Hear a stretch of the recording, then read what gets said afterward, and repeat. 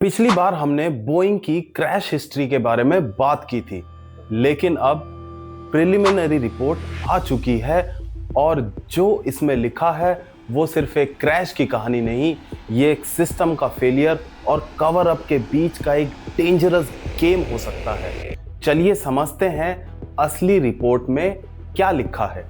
मेरा नाम है सुमित और मैं जर्मनी में एक एरोस्पेस कंपनी में साइंटिस्ट हूँ। तो वीडियो शुरू करने से पहले एक इम्पॉर्टेंट मैसेज। मैंने अपने 15 साल के करियर में देश विदेश की यात्राएं की है और मुझे एक चीज समझ में आ गई कि education is the foundation of every nation. इसीलिए मैंने अपने चैनल का मिशन बनाया है free education to all the childrens in need. अगर आप मेरे विचार से सहमत है और आप मेरे मिशन में मेरा साथ देना चाहते हैं तो प्लीज चैनल को सब्सक्राइब करिए और वीडियो को लाइक करना, कमेंट करना बिल्कुल ना भूलें। तो चलिए वीडियो पे वापस आते हैं।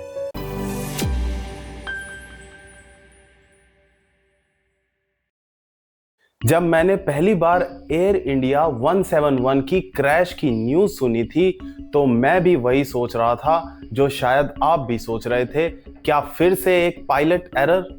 लेकिन जैसे ही मैंने इस रिपोर्ट को डिटेल में पढ़ा और समझना शुरू किया, मुझे समझ में आया कि कहानी इतनी सिंपल नहीं जितनी दिखती है।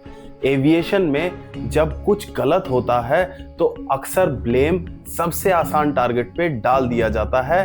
किस पर? पायलट पर। लेकिन इस क्रैश में बहुत सारी चीजें मैच नहीं कर रही और खासकर कि ये रिपोर्ट आने के बाद इस रिपोर्ट से तो बहुत सारी चीजें और ज्यादा कंफ्यूजिंग बन गई है।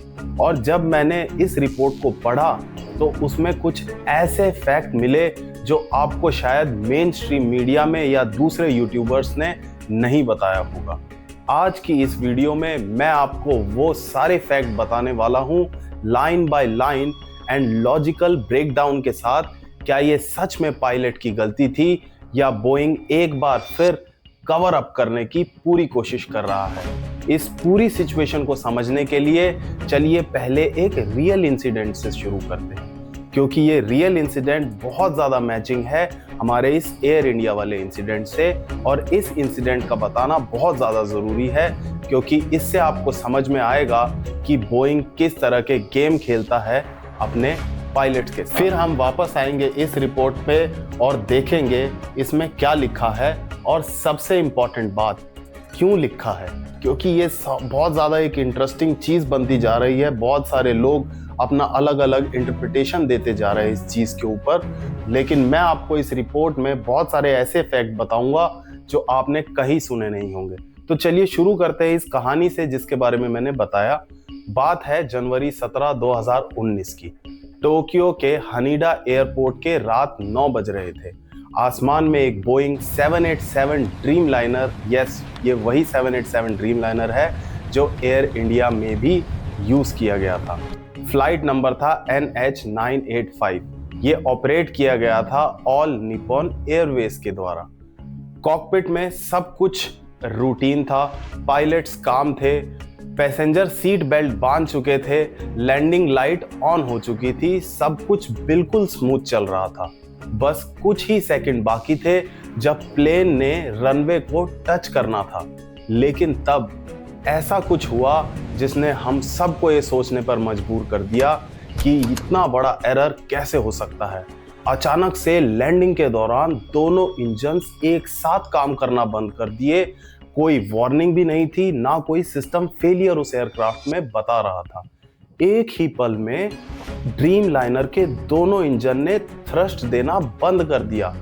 प्लेन तो अभी भी हवा में था और टचडाउन की यानी लैंडिंग की तैयारी कर रहा था। और पायलट्स ने देखा कि दोनों इंजन की पावर सप्लाई जा चुकी है। अब इमेजिन करिए एक प्लेन जिसमें 200 से ज्यादा लोग बैठे हैं और अचानक से इंजन चुप हो जाता है। कोई नॉइस नहीं, सिर्फ कैबिन के अंदर का एक अनईजी साइलेंस।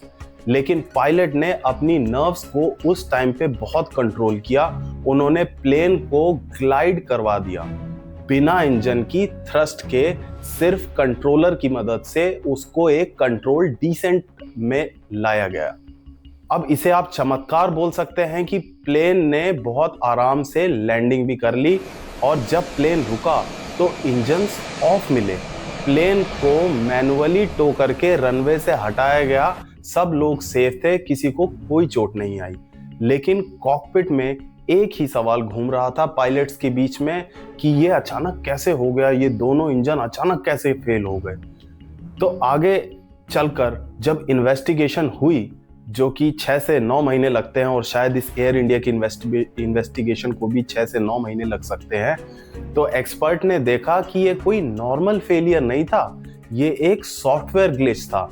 बोइंग 787 में एक सिस्टम होता है जिसको कहते हैं थ्रस्ट कंट्रोल माल फंक्शनिंग अकोमोडेशन सिस्टम, यानी TCMA।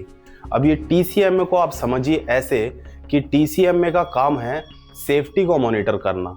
अगर उसे लगता है कि कुछ गलत हो रहा है तो ये सिस्टम इंजन्स की फ्यूल सप्लाई को आराम से कट कर देता है ताकि और बड़ी प्रॉब्लम ना आ सके। जैसे मैं एग्जांपल दूं, अगर किसी इंजन में फायर हो गया तो ये TCMA उस इंजन को ऑटोमेटिकली शट डाउन कर देगा। पर उस दिन TCMA ने गलत तरीके से अज्यूम कर लिया कि प्लेन ऑलरेडी लैंड कर चुके हैं, जबकि प्लेन रनवे पे टचडाउन भी नहीं हुए थे। सिस्टम ने फ्यूल को कट ऑफ की कमांड भेज दी और दोनों फ्यूल इंजन में जाना बंद हो गए, दोनों इंजन ही बंद हो गए। ये बिल्कुल उसी तरीके से है जैसे आपने अपनी कार को एक्सेलरेट किया और अचानक से कार ने समझा कि आपने पार्किंग ब्रेक लगा रखी है और कार ने अपने दोनों इंजन बंद कर दिए, जैसा कि आजकल स्मार्ट कारों में हो रहा है। अब सोचिए ये कार वाला किस्सा आपके साथ हो रहा है हाईवे के बीचों बीच, तो कैसा होगा, आपको क्या लगेगा? इतना बड़ा सिस्टम फॉल्ट वाली कार आप क्यों खरीदेंगे? अब सोचिए अगर उस दिन प्लेन क्रैश हो जाता तो क्या होता? पूरा का पूरा ब्लेम पायलट्स पर डाल दिया जाता, लेकिन पायलट जिंदा बच गए और उन्होंने दुनिया को बताया कि उस दिन एक्चुअल में क्या हुआ था। चलिए अब आते हैं एयर इंडिया की इस क्रैश पर, जो इस रिपोर्ट आने के बाद सारी सिचुएशन को 1 बाय 1 क्लियर करती है। तो ये रिपोर्ट बताती है कि 12 जून 2025 एयर इंडिया फ्लाइट 171 सिर्फ 90 सेकंड में एक रूटीन फ्लाइट एक ट्रेजेडी में कैसे बदल गई। टेक ऑफ के तुरंत बाद दोनों इंजन एक साथ बंद हो गए एयर इंडिया की इस फ्लाइट के। कैसे? कॉकपिट के जो फ्यूल कंट्रोल स्विच थे वो नॉर्मली रन पर होते हैं, जो टेक ऑफ के लिए चाहिए। ये कंट्रोल स्विच जो आप स्क्रीन पर देख रहे हैं ये नॉर्मली ऑन पोजीशन में रहते हैं, लेकिन क्या हुआ, टेक ऑफ के तुरंत बाद एक एक करके ये कट ऑफ पे चले गए। पहले एक स्विच कट ऑफ पे गया और थोड़ी देर बाद दूसरा स्विच सिर्फ 1 सेकंड के गैप में कट ऑफ पे चला गया, मतलब उन्होंने फ्यूल की सप्लाई बंद कर दी। जब बोइंग 787 के दोनों इंजन एक साथ बंद हो जाते हैं, वो भी टेक ऑफ के टाइम पे, तो वापस कंट्रोल लाना लगभग इम्पॉसिबल हो जाता है। जब एविएशन एक्सपर्ट्स ने ये रिपोर्ट को देखा तो वो हैरान हो गए। रिपोर्ट ने जवाब से ज्यादा सवाल उठा दिए थे। पायलट एसोसिएशन ने तो यहां तक कह दिया कि ये रिपोर्ट पायलट को ब्लेम करती है, लेकिन काफी चीजें इस रिपोर्ट में मिसिंग है। लेकिन आज की इस इन्वेस्टिगेशन में जो मैं आपको बताने वाला हूं, इसके बाद आपको समझ में आ जाएगा कि ये सिस्टम क्यों फेल हुआ। पायलट एरर का मतलब होता है कि कोई ऐसा एक्शन जो डायरेक्टली क्रैश का रीजन बन जाए, लेकिन ह्यूमन फैक्टर साइंस कहती है गलतियां तब होती है जब सिस्टम उन्हें होने देता है। तो सवाल ये है, क्या ये एक सिंपल ह्यूमन एरर था या पूरे सिस्टम डिजाइन में ही फ्लॉ था? तो इस चीज को समझने के लिए हमें पूरी टाइमलाइन को समझना होगा, स्टेप बाय स्टेप कि हुआ क्या, और ये सारी इस रिपोर्ट में चीजें पब्लिश हुई है। 1:26:08 पे दोपहर के एयरक्राफ्ट ने टैक्सी करना शुरू कर दिया। 1:37:37 में टेक ऑफ रोल शुरू हो गया। 1:38:39 में एयरक्राफ्ट ने लिफ्ट ऑफ कर दिया, यानी कि उसने फ्लाइट को हवा में उड़ा दिया। फिर 1:38:42 में दोनों इंजन के फ्यूल स्विच रन से कट ऑफ पे चले गए, वो भी सिर्फ 1 सेकंड के डिफरेंस में। 47 जो सेकंड था, दोनों इंजन के आरपीएम गिर गए, रैम एयर टरबाइन डिप्लॉय हो गया। फिर 52 सेकंड में इंजन 1 के स्विच को वापस रन पे लाया गया। उसके 4 सेकंड बाद ही इंजन 2 को भी रन पे लाया गया। पायलट्स ने उसके बाद 1:39 पे पायलट ने मेडे कॉल दिया और उसके बाद सब कुछ खत्म हो गया, क्योंकि ये वो टाइम था जब फ्लाइट क्रैश कर चुकी थी। सोचिए, ये सब 90 सेकंड में हो गया। इतना कम वक्त था कि रिकवरी लगभग इम्पॉसिबल थी। लेकिन अब बड़ा सवाल ये है, क्या ये पायलट एरर था? क्या फ्यूल स्विच गलती से मूव हुए थे या कुछ और वजह थी? क्या आपको लगता है कि $1 मिलियन एयरक्राफ्ट का फ्यूल सिस्टम एक गलती से शटडाउन होने वाली चीज है? ये इतना सिंपल नहीं है जितना लगता है। आज मैं आपको 10 ऐसे फैक्ट बताऊंगा जिनको सुनने के बाद आप खुद ही डिसाइड करिए, क्या ये वाकई पायलट एरर था या फिर एक और मैक्स स्टाइल कवर अप जिसमें पायलट को दोषी बता दिया जाता था और वेस्टर्न मीडिया के द्वारा एक प्रोपेगेंडा फैला दिया जाता था कि पायलट की गलती है, ये तो सब पायलट डिप्रेशन में था वगैरह वगैरह। आप भी देखेंगे बहुत सारे कवर अप ऐसे चल रहे हैं अभी भी वेस्टर्न मीडिया में। और अगर ये कवर अप है तो सबसे इंपॉर्टेंट क्वेश्चन यहाँ पे ये उठता है कि कवर अप किया क्या जा रहा है, छुपाया क्या जा रहा है भाई, और क्यों, किस लिए छुपाया जा रहा है? क्या ये एक नॉर्मल क्रैश इन्वेस्टिगेशन रिपोर्ट है या एक $1 बिलियन रेपुटेशन को बचाने की कोशिश? इस वीडियो के अंत तक आपको पता चल जाएगा वो हर एक फैक्ट जो पायलट के बारे में है, एयरक्राफ्ट के बारे में है, एयर इंडिया के बारे में है। और हाँ, मैं सिर्फ फैक्ट बेस्ड और इनिशियल इन्वेस्टिगेशन रिपोर्ट पर ही बात करूंगा। इस पूरी वीडियो में मैंने अपनी तरफ से कोई चीज़ें नहीं जोड़ी है, ना मैंने अपना कोई बाइस्ड चीज़ इसमें बताई है। मैं वही बताऊंगा जो कि एक फैक्ट है और जो कि एक प्रूवन फैक्ट है। तो चलिए शुरू करते हैं हमारे सबसे पहले पॉइंट की तरफ। तो इस रिपोर्ट में दिखाया गया है एक फ्यूल स्विच। ये फ्यूल स्विच खुद ब खुद ऑफ कैसे हो गए? सबसे बड़ा सवाल ये उठता है कि मिड फ्लाइट में जैसे ही टेक ऑफ की ऑफ कैसे हो गए। देखिए, बोइंग 787 के fuel control switches ordinary button नहीं होते हैं, हमारे बिजली की बटन की तरह नहीं होते हैं कि आप इनको ऑन कर दो ऑफ कर दो आराम से। ये सिंपल ऑन ऑफ टॉगल नहीं होता है, जैसा हाथ लगाया और मूव कर दिया। आपने कई सारी वीडियो में देखा होगा इनका मैकेनिज्म जो लोग बताते हैं। ये एक बहुत कॉम्प्लिकेटेड मैकेनिज्म है और एक कॉम्प्लिकेटेड स्विच है, लेकिन इस कॉम्प्लिकेटेड स्विच में भी 3 सेफ्टी लेयर्स होती है। मोस्टली आपको बहुत सारी वीडियो में एक सेफ्टी लेयर के बारे में बताया गया है, मैं आपको बताता हूँ इसमें 3 सेफ्टी लेयर हैं। पहला है स्प्रिंग लोडेड मैकेनिज्म। जब तक आप स्विच को लिफ्ट नहीं करते वो बिल्कुल नहीं हिलेगा, चाहे आप उस पर कुछ भी कर लो। दूसरा होता है मेटल साइड ब्रैकेट्स। तो ये बटन्स के साइड में लगे हुए ब्रैकेट्स होते हैं, मेटल ब्रैकेट्स, ताकि आप हाथ लगा के कुछ साइड से इसको डिस्टर्ब ना कर दे, इसीलिए मेटल ब्रैकेट लगाए जाते हैं। ये भी एक सेफ्टी का एक तरीका है। और तीसरा है, जब आप स्विच को उठाते हैं तो उसके बाद आपको लिफ्ट एंड मूव मैकेनिज्म करना पड़ता है। सीधे आप प्रेस कर देंगे तो कुछ भी नहीं होगा, और ये एक्सीडेंटली होना तो नामुमकिन है कि आप एक्सीडेंटली इस चीज़ को प्रेस कर दें। बोइंग ने तो खुद ये कहा है कि ये डिज़ाइन इसीलिए बनाया गया था ताकि कोई गलती से इसे प्रेस ना कर पाए, क्योंकि अगर फ्यूल सप्लाई बंद हो गई तो इंजन सीधा शटडाउन कर जाएंगे और टेक ऑफ के वक्त ये चीज़ बहुत बड़े डिजास्टर में टर्न आउट हो सकती है। तो फिर सवाल ये उठता है, अगर स्विच का डिज़ाइन इतना ज़्यादा सिक्योर है तो वो कट ऑफ पोजीशन पे कैसे चला गया? क्या पायलट ने जानबूझकर ऐसा किया या सिस्टम ने खुद उन्हें ट्रिगर कर दिया? ये बहुत बड़े ओपन पॉइंट्स है जो इस रिपोर्ट में नहीं बताए गए हैं, लेकिन अगले पार्ट में मैं आपको यही बताने वाला हूं कि ये हो कैसे सकता है। दोनों इंजन का एक साथ बंद होना कोई नॉर्मल चीज नहीं है। बोइंग 787 के कॉकपिट में फ्यूल कट ऑफ स्विच दोनों इंजन के लिए अलग अलग होते हैं। लेफ्ट इंजन के लिए लेफ्ट स्विच, राइट इंजन के लिए राइट स्विच। दोनों पे अलग सेफ्टी मैकेनिज्म होता है, और इस केस में दोनों स्विच एक के बाद एक सिर्फ 1 सेकंड के गैप में कट ऑफ पोजीशन पे चले गए।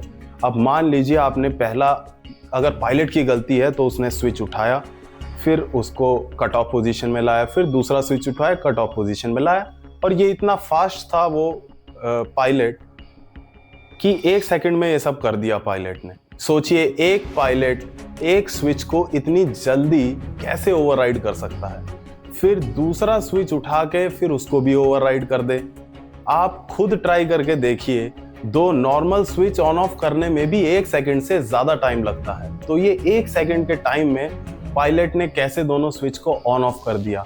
प्रैक्टिकली ये करना या एक्सीडेंटली ये करना या जानबूझकर भी करना, ये तीनों प्रोबेबिलिटी बहुत बहुत कम है। जैसा आपने समझा कि 1 सेकंड में दोनों को ऊपर नीचे नहीं ले जाया जा सकता। अब वेस्टर्न मीडिया का भी पॉइंट चलो इसमें देख लेते हैं। तो पॉइंट नंबर 3 हमारा यही है कि बोला जा रहा है कि मेंटल हेल्थ उनकी खराब थी। एक जो हमारे पायलट है सुमित जी, उनकी मेंटल हेल्थ खराब थी जिसकी वजह से ये सब हो गया। अब जब टेक्निकल एक्सप्लेनेशन नहीं मिल रहा है तो ये मीडिया वाले पड़ गए हैं एक ऐसे एंगल पे जहाँ पे पायलट की मेंटल हेल्थ के इश्यूज उठाए जा रहे हैं। वेस्टर्न मीडिया को तो पॉइंट मिल गया है, शायद पायलट मेंटली अनस्टेबल था, हो सकता है उसने खुद इंजन बंद कर दिए। लेकिन मेरा आप लोगों से और उन वेस्टर्न मीडिया वालों से सिर्फ एक सिंपल सवाल है कि 1 सेकंड में दोनों इंजन कट ऑफ करना, ये तो सिमुलेशन जो करते हैं पायलट्स उसमें भी पॉसिबल नहीं है। तो रियल लाइफ में एक पायलट ने ये सब कैसे कर दिया, इसका जवाब हमारे इंडियंस को दिया जाए। और अगर आपको लगता है कि ये पॉसिबल है तो मुझे ज़रूर बताइए कमेंट्स में कि हाँ ये पॉसिबल है 1 सेकंड में दोनों स्विच का ऑफ हो जाना। चलिए अब 4th पॉइंट के बारे में बात करते हैं। ये 4th पॉइंट ये है कि इन पायलट का pre flight mental health checkup clear था। ब्रेथ एनालाइजर रिपोर्ट भी सही थी, सब कुछ नेगेटिव था, कोई अल्कोहल कंजम्पशन नहीं था, कोई स्ट्रेस की भी रिपोर्ट नहीं थी, कोई कंप्लेन नहीं थी और कॉकपिट में भी टेक ऑफ से पहले सब कुछ नॉर्मल था। दोनों पायलट हाईली एक्सपीरियंस थे, 1000 ऑफ फ्लाइंग आवर्स के साथ। कोई भी ऑफिशियल रिकॉर्ड नहीं कहता है कि इनके मेंटल स्टेट कॉम्प्रोमाइज थे। और दूसरी बात, अगर ये सुसाइड मिशन होता तो फिर पायलट मेडे मेडे कॉल क्यों करते। जैसे अगर कोई आदमी अपनी जान लेने अगर निकला है और वो जान लेने जब निकला तो क्या वो बचाओ बचाओ चिल्लाएगा? क्या ऐसा पॉसिबल है रियली? मुझे तो नहीं लगता कि ये पॉसिबल है। अगर आपको लगता है तो कमेंट्स में मुझे बताइए कि हाँ ये पॉसिबल है, अगर कोई सुसाइड करने जाए तो फिर वो बचाओ बचाओ चिल्लाए। अब बात उठती है, जब इंजन्स बंद हुए पायलट ने तुरंत मेडे कॉल कर दिया और डेस्परेट तरीके से इंजन्स को वापस स्टार्ट करने की भी कोशिश की। ऐसा नहीं था कि सिर्फ मेडे कॉल करके वो चुप बैठे थे, इंजन रीस्टार्ट भी हुए क्योंकि क्रैश के टाइम पे ये दोनों जो स्विच हैं जिसके बारे में हम बात कर रहे हैं ये ऑन पोजीशन में मिले हैं। अगर किसी का इरादा क्रैश करने का होता तो वो ऐसा रिएक्ट बिल्कुल नहीं करता। ये पॉइंट बहुत इंपॉर्टेंट है क्योंकि ये पूरी सुसाइड थ्योरी को कंप्लीटली कॉन्ट्राडिक्ट कर देता है। अब बात करते हैं हमारे 5वें पॉइंट के बारे में, और ये 5वां पॉइंट भी पायलट से रिलेटेड है। अगले पॉइंट को समझने के लिए हमें ये समझना होगा, क्या कॉकपिट में किसी एक पायलट ने इम्पल्सिवली, यानी उसको कोई चुल थी और उसने इंजन्स बंद कर दिए? इसका जवाब है कि ये इम्पॉसिबल है। पायलट को इमरजेंसी के वक्त एक गोल्डन रूल सिखाया जाता है और वो गोल्डन रूल होता है एविएट, नेविगेट एंड कम्युनिकेट। इन 3 चीज़ों को बिना फॉलो किए कोई पायलट कोई डिसीजन नहीं ले सकता।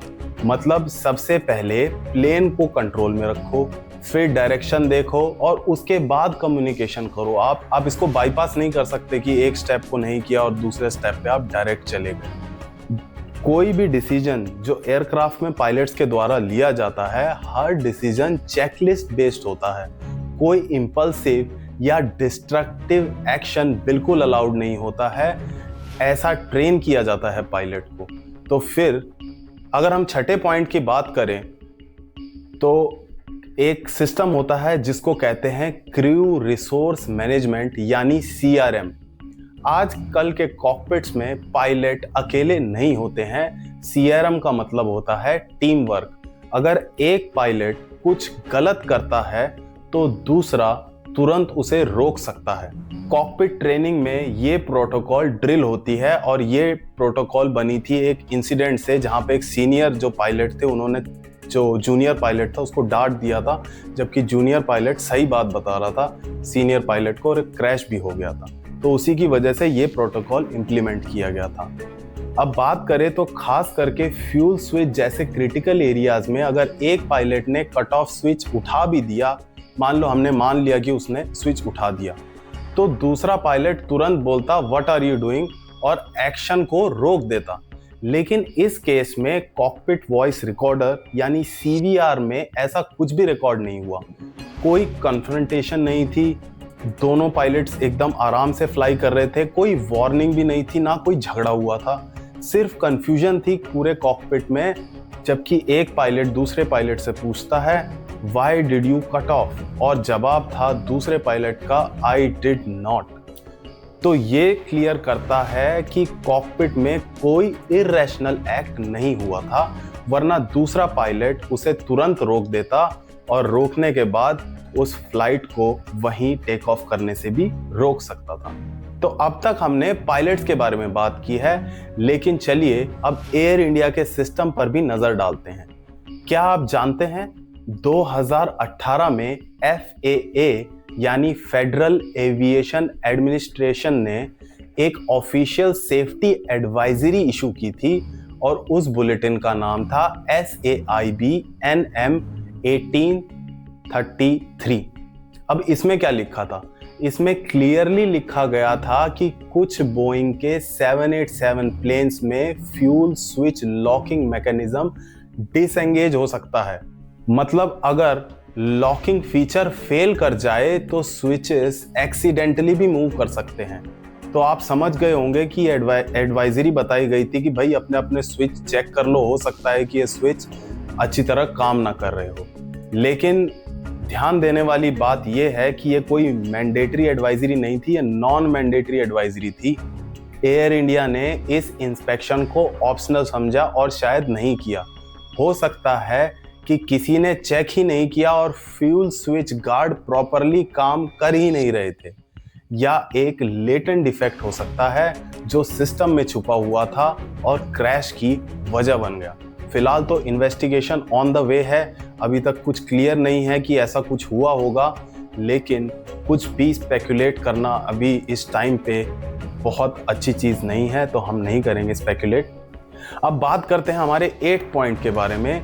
एविएशन एक्सपर्ट्स कहते हैं कि इस एक्सीडेंट का एक और एंगल हो सकता है। वो एंगल है 787 बोइंग का इलेक्ट्रॉनिक कंट्रोल यूनिट यानी ECU। वो खुद फ्यूल कट ऑफ कमांड भेज सकता है। 787 का फ्यूल सिस्टम पूरे तरह से मैनुअल नहीं है, इसमें इलेक्ट्रॉनिक माइक्रो प्रोसेसर यानी MN4 चिप्स लगी रहती हैं। पिछले कुछ केसेस में देखा गया है कि अगर ECU में फॉल्ट हो जाता है तो वो खुद ब खुद फ्यूल कट ऑफ ट्रिगर कर देता है बिना किसी पायलट को इनपुट दिए। ये थ्योरी एक्सप्लेन करती है कि कैसे दोनों स्विच ऑलमोस्ट एक साथ बंद हुए होंगे और पायलट ने तुरंत कहा I did not do that. तो क्या ये क्रैश मैकेनिकल फेलियर था या एक सॉफ्टवेयर या इलेक्ट्रॉनिक ग्लिच जिसकी वजह से इतने सारे लोगों ने अपनी जान गंवा दी? अब बात करते हैं एक सबसे इंपॉर्टेंट पॉइंट के बारे में, है पॉइंट नंबर 9। और इस सब चीज़ों को जानने के बाद सबसे बड़ा सवाल ये उठता है, अगर सबको पता है कि कॉकपिट स्विच गलती से नहीं मूव होते तो फिर भी ब्लेम पायलट्स पर क्यों डाला जा रहा है? बार बार वेस्टर्न मीडिया क्यों कह रहा है उनकी मेंटल हालत खराब थी? इसका जवाब सिर्फ सेफ्टी का नहीं, ये बिजनेस रेपुटेशन का मामला भी हो सकता है और इसके पीछे छुपा हो सकता है किसी कंपनी का करोड़ों का पैसा और एक बहुत बड़े देश की इज्जत। तो मैं किस कंपनी और किस देश की बात कर रहा हूँ आप समझ जाइए। चलिए एक रीसेंट न्यूज़ की तरफ बढ़ते हैं जिससे आपको ये चीज़ क्लियर हो जाएगी। तो एयर इंडिया ने बोइंग के वो प्लेन्स खरीदने का प्लान बनाया है जो चाइनीज़ एयरलाइंस ने रिफ्यूज़ कर दिए। चाइनीज़ एयरलाइंस ने पॉलिटिकल रीजंस की वजह से इन्हें रिफ्यूज़ कर दिए। तो अब क्या हुआ, इकोनॉमिक टाइम्स ने ये रिपोर्ट किया है, ये मैं अपने मन से नहीं बता रहा हूँ, ये सारी फैक्ट चीज़ें हैं जो मैं आपको बता रहा हूँ। तो एयर इंडिया बोइंग ने वही ड्रीम लाइनर लिए हैं जो कि चाइनीज़ रेगुलेटर्स ने क्लियर नहीं किए। तो अगर ब्लेम बोइंग के डिज़ाइन पर चला जाए तो उसके स्टॉक गिरेंगे और बोइंग के नए डील्स अचानक से रुक जाएंगे। और एयर इंडिया का भी एक बहुत बड़ा फ्लीट एक्सपेंशन प्लान है, वो भी रिस्क पे आ जाएगा अगर पायलट पे ब्लेम नहीं डाला गया। इसीलिए पायलट एरर का नैरेटिव एक कन्वीनियंट स्केपगोट बन जाता है। पायलट को ब्लेम करो और अपना पीछा छुड़ाओ। अब सबसे इंपॉर्टेंट और 10th पॉइंट की बात करते हैं। इस पॉइंट के बारे में मैंने अपनी पिछली वीडियो में भी बताया था, और वो वीडियो मैंने तब बनाई थी जब ये सारी रिपोर्ट नहीं आई थी और मैंने साफ साफ बताया था कि बोइंग कितना ईविल हो सकता है अपने प्लान्स को लेके। तो ये बोइंग के साथ कोई नया पैटर्न नहीं है। बोइंग पर बहुत सारे विसल ब्लोअर केसेस ऑलरेडी आ चुके हैं।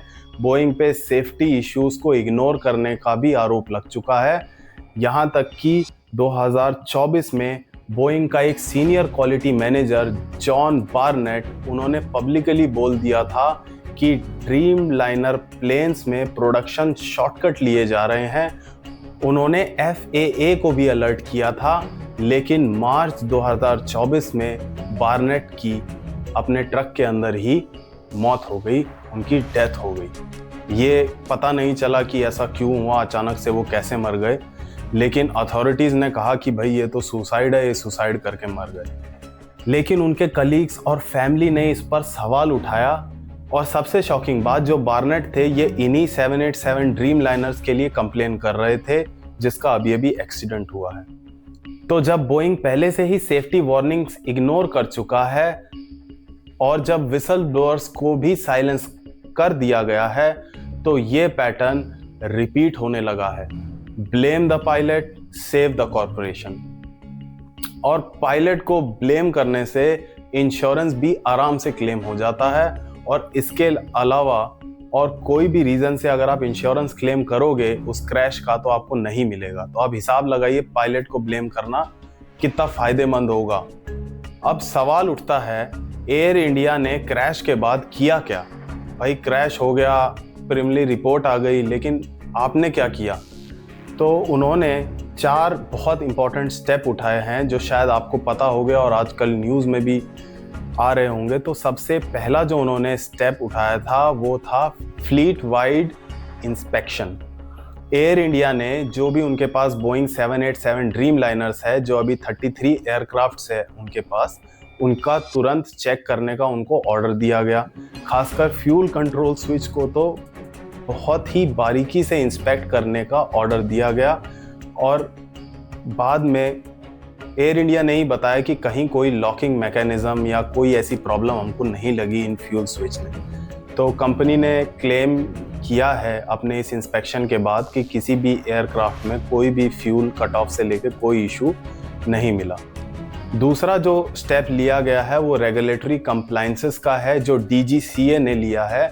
उन्होंने तो ये कह दिया कि इंडिया में जितने भी बोइंग 787 चल रहे हैं उन सब के फ्यूल स्विच लॉक्स को इंस्पेक्ट किया जाए और बारीकी से इंस्पेक्ट किया जाए। एयर इंडिया ने इस डायरेक्टिव को पूरी तरह से फॉलो किया। उन्होंने थ्रॉटल कंट्रोल मॉड्यूल भी चेक किए और मेंटेनेंस रिकॉर्ड को भी अपडेट किया गया। जो तीसरा और सबसे इम्पॉर्टेंट स्टेप है वो है पब्लिक कम्युनिकेशन, जो एयर इंडिया के CEO ने खुद कहा है कि इस क्रैश की इन्वेस्टिगेशन अभी शुरुआती फेज में है और फाइनल कॉज डिसाइड करने में कोई जल्दबाजी नहीं की जाएगी। इनडायरेक्टली उन्होंने कहा है कि हम पायलट को कोई ब्लेम नहीं कर रहे हैं, जब सारी रिपोर्ट सामने आ जाएगी तब सब दूध का दूध और पानी का पानी हो जाएगा। तो अभी तक उन्होंने कोई ऐसी चीज़ नहीं बताई है, बस ये कहा है कि एयर इंडिया अब सेफ है फ्लाई करने के लिए। और चौथा और सबसे इम्पॉर्टेंट पॉइंट जो एयर इंडिया के लिए सबसे ज़्यादा क्रिटिकल है, उन्होंने सिस्टमैटिक मेंटेनेंस अपग्रेड करने का फैसला किया है। एयर इंडिया ने अपनी इंजीनियरिंग टीम को इंस्ट्रक्ट किया है वो कोई भी साइन ऑफ डिफेक्ट देखे तो उसे तुरंत रिपेयर किया जाए। फ्यूल स्विचेस, लॉक को दोबारा चेक किया जाए और जहां ज़रूरत है वहां के पार्ट्स को तुरंत रिप्लेस किया जाए। ये सारे स्टेप्स लिए हैं एयर इंडिया ने। अब आपको ये सारी कहानी पता चल गई, सारे फैक्ट्स पता चल गए, कैसे कैसे एयर इंडिया का डिज़ास्टर हुआ और कैसे कैसे ब्लेम गेम खेला जा रहा पायलट के ऊपर। तो दोस्तों आप ही बताइए, क्या ये पायलट एरर था या एक systematic cover up operation? Comment में अपनी राय ज़रूर दीजिए, क्योंकि हर राय इस केस के लिए इम्पॉर्टेंट है। और अगर आप चाहते हैं कि एविएशन सेफ्टी का सच सबके सामने आए तो इस वीडियो को शेयर करिए, लाइक करिए और चैनल को सब्सक्राइब करना ना भूलें। मैं हूं सुमित कुमार और हम मिलेंगे अगले वीडियो में, जहां नए सवाल उठेंगे, नए सच सामने आएंगे। और हाँ, उन सभी को दिल से शुक्रिया जिन्होंने इस चैनल को सब्सक्राइब किया है, और जिन्होंने नहीं किया है तो प्लीज़ सब्सक्राइब कर लीजिए। सब्सक्राइब करने में कोई पैसा नहीं लगता है, आपको बहुत ज़्यादा इंफॉर्मेटिव वीडियोस मिलती रहेंगी। तो मिलते हैं अगले वीडियो में, तब तक के लिए take care, good bye and Radhe Radhe.